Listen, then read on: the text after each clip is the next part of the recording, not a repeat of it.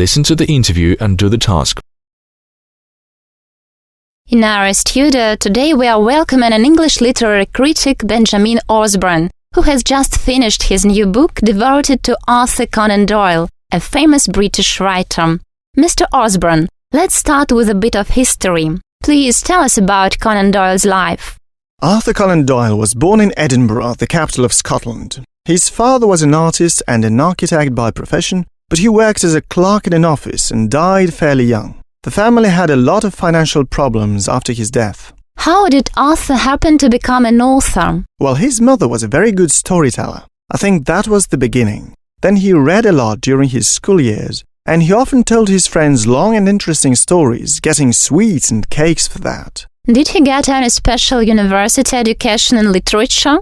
Not exactly. After leaving school, Conan Doyle became a student of the medical faculty at the University of Edinburgh. In his third year of studies, he went to the Arctic as a ship doctor. After graduating from the university, he sailed to Western Africa. Later, he began his medical practice in a small English town, Southsea, and in 1887, he published his first detective story. Were Sherlock Holmes and Dr. Watson its main characters? Quite so, and very soon they became the most popular characters of his numerous stories, while Baker Street in London became the well-known address. So, Conan Doyle had his medical practice and wrote detective stories in his free time, didn't he?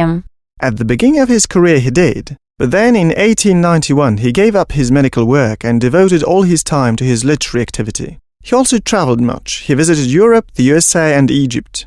Did he write only detective stories?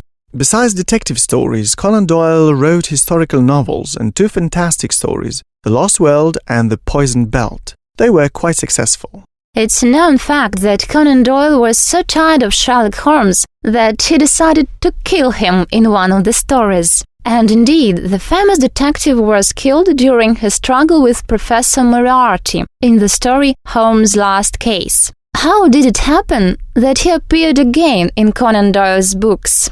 The story Holmes' Last Case was published in 1893. The writer hoped that after that he would be able to begin creating other books, but his readers didn't want to lose their favorite character, and 10 years later the famous detective appeared again. Which of the famous stories do you consider the best one? In my view, it's The Hound of the Baskervilles, though maybe not everyone will agree with me.